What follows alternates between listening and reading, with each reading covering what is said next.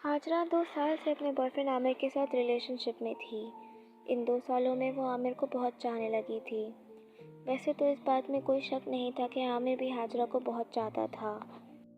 दोनों का ये रिश्ता कभी किसी से छुपा नहीं था, बल्कि हाजरा के माँ बाप की रजामंदी से ही ये रिश्ता था।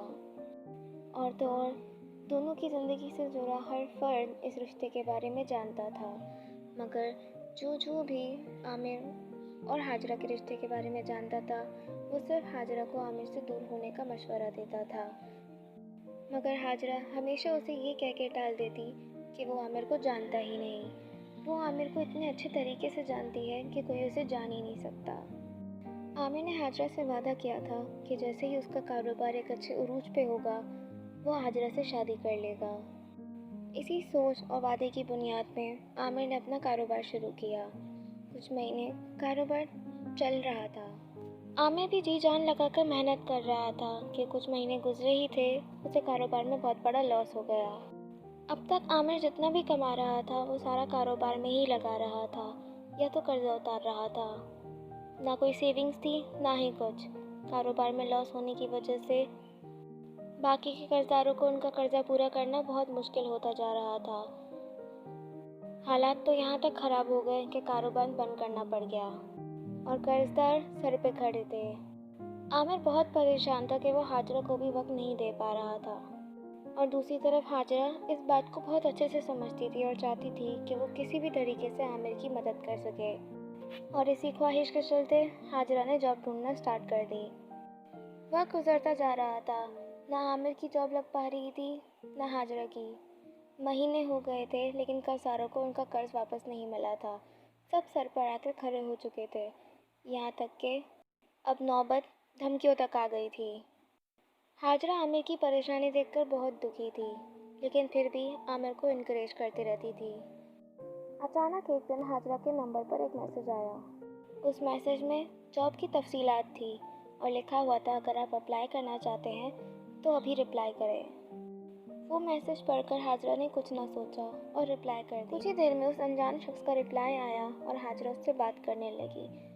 हाजरा उससे जॉब की डिटेल्स ले रही थी कि उस अनजान शख्स ने हाजरा को अगले दिन इंटरव्यू के लिए बुलाया। कहने के लिए तो वो एक इंटरव्यू था, मगर उस अनजान शख्स के इरादों से हाजरा बिल्कुल अनजान थी और अगले दिन इंटरव्यू के लिए चली गई। वहाँ जाकर हाजरा ने देखा जो एड्रेस उस शख्स ने दिया था वो किसी ऑफिस का नहीं बल्कि किसी फ्लैट का है। लेकिन हाजरा बिना कुछ सोचे समझे उस फ्लैट में चली गई, क्योंकि उसके लिए उस वक्त आमिर की हेल्प करना सबसे ज़्यादा इम्पोर्टेंट था। वो चाहती थी वो ये जॉब किसी भी हाल में हासिल कर ले। फ्लैट में दाखिल होकर हाजरा जब उस अनजान शख्स से मिली तो उसे वो शख्स सुजला मालूम हुआ। उसे लगा ये अनजान शख्स उसकी मदद। अभी कुछ वक्त ही गुजरा था कि वो शख्स हाजरा से फ्री होने लगा, उसकी तरफ करीब आने लगा, उसको हाथ लगाने लगा। हाजरा बहुत अनकंफर्टेबल फील कर रही थी, जिस पे उस आदमी ने कहा, तुम इतना अनकंफर्टेबल क्यों फील कर रही हो? अगर तुम्हें जॉब चाहिए तो ये सब के बारे में भूल जाओ। बस वही लम्हा था जब हाजरा को उस शख्स की नीयत का अंदाज़ा हुआ, मगर उसे कुछ समझ नहीं आ रहा था कि अब उसे क्या करना चाहिए। हाजरा उस शख्स को पहले ही अपनी सिचुएशन के बारे में बता चुकी थी कि वो ये जॉब क्यों करना चाहती है। उस शख्स ने उसी बात को मोहरा बनाकर हाजरा को इस्तेमाल किया और कहा, तुम अपने बॉयफ्रेंड आमिर की मदद करना चाहती हो और इस जॉब को हासिल करना चाहती हो। बिना कुछ ऐसा किए तुम ये जॉब हासिल नहीं कर सकती, और ये क्या, शायद कहीं भी कोई जॉब हासिल नहीं कर सकती। कुछ पाने के लिए हमेशा कुछ ना कुछ खोना पड़ता है, अपने आप को बदलना पड़ता है। तुम्हें भी अपने आप को बदलना पड़ेगा। हाजरा ये सारी बातें सुन रही थी कि अचानक उस शख्स ने हाजरा की गर्दन पर हाथ लगाया, मगर इस बार हाजरा ने उसे नहीं रोका और जो हो रहा था उसे होने दिया, ये सोचकर कि शायद उसके ये सब कर लेने से उसे ये जॉब मिल जाए और आमिर की मुश्किलें थोड़ी आसान हो जाए। बेचारी हाजरा अपने प्यार के खातिर खुद को किसी और के आगे पेश करने से भी पीछे न हटी और सब खत्म होने के बाद घर वापस चली गई। हाजरा पूरा वक्त इसी सोच में थी कि उसने क्या किया, उसने जो किया क्या वो ठीक था।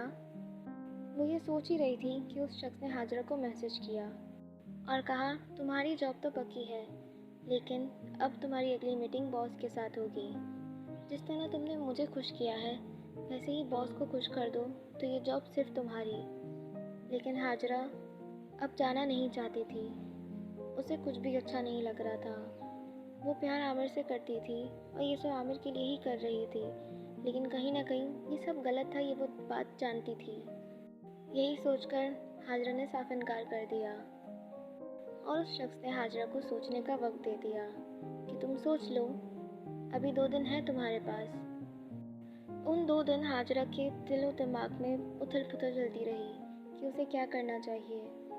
अगेन अपने प्यार के खातिर वो लड़की फिर न रुकी और फिर से खुद को उन दोनों के आगे पेश करने चली गई।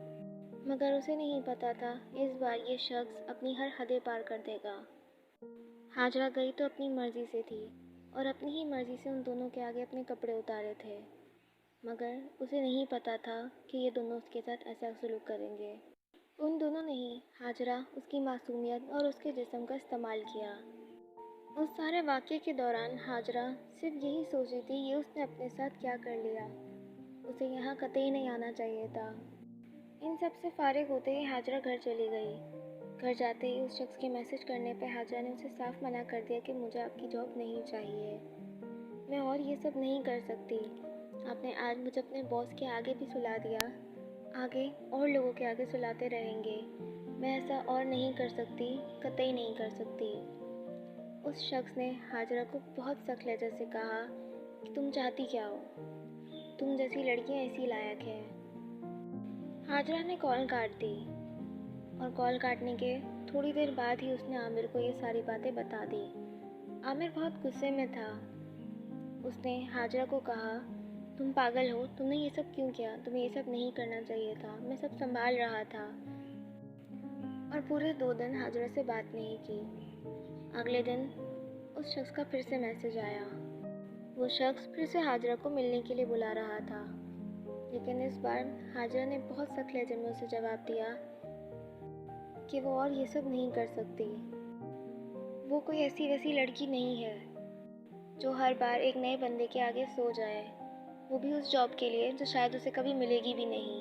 वो ये सब सिर्फ इसलिए कर रही थी क्योंकि उसको जॉब की ज़रूरत थी। जिस पर उस शख्स ने जवाब दिया, हाँ हाँ पता है, तुम जॉब अपने बॉयफ्रेंड के लिए कर रही थी, जाओ अपने बॉयफ्रेंड को बोलो कि हमारा कर्जा उतार दे पहले, वरना हम इसी तरह तुम्हारे साथ सलूक करते रहेंगे, तुम्हें हर बार एक नए बंदे के साथ सोना पड़ेगा। हाजरा को वो बात समझ नहीं आई कि इस बंदे ने ऐसा क्यों कहा और कॉल काट दी। कि कुछ देर बाद आमिर का मैसेज आया। उस मैसेज में आमिर ने बताया कि ये लोग उन लोगों में से थे जिनका कर्ज आमिर ने उतारना है। ये बात सुनकर मानो हाजरा के पैरों तले ज़मीन निकल गई। वो हैरान थी कि ये सब उसके साथ कैसे हो गया और ये सब आमिर को कैसे पता चला। उसने आमिर से पूछा। हाजरा के पूछने में आमिर ने उसे बताया, तुमने जब मुझे ये सारी कहानी बताई उसके आधे घंटे बाद ही मुझे पता चल गया था कि ये कौन था। उन लोगों ने खुद आमिर को मैसेज करके ये सब बताया।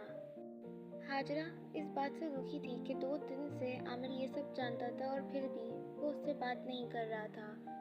आखिर धोखा हाजरा के साथ भी तो हुआ है, उसकी तो इज्जत ही लूट ली गई थी, लेकिन फिर भी आमिर को सिर्फ अपनी और अपनी अना की पड़ी थी।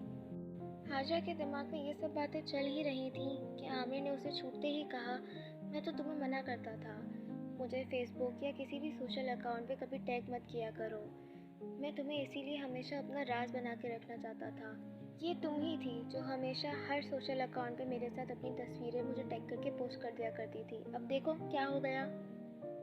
ये सारी बातें सुनकर हाजरा तो शौक सी हो गई थी। उसे समझ नहीं आ रहा था कि वो क्या जवाब दे। क्या वो इस आमिर को जानती भी है कि नहीं। उसने बस फ़ोन रख दिया। तब उसे उन सारे लोगों का ख्याल आया और वो सारी बातें याद आईं जब लोग उसे आमिर से दूर रहने की सलाह देते थे और कहते थे ये आदमी सही नहीं, तुम बस अपनी ज़िंदगी बर्बाद कर रही हो इसके पीछे। उसे वो सारी बातें सही लगने लगी। उस दिन उसने फैसला किया कि वो आमिर से दूर हो जाएगी और अपनी ज़िंदगी में आगे बढ़ेगी।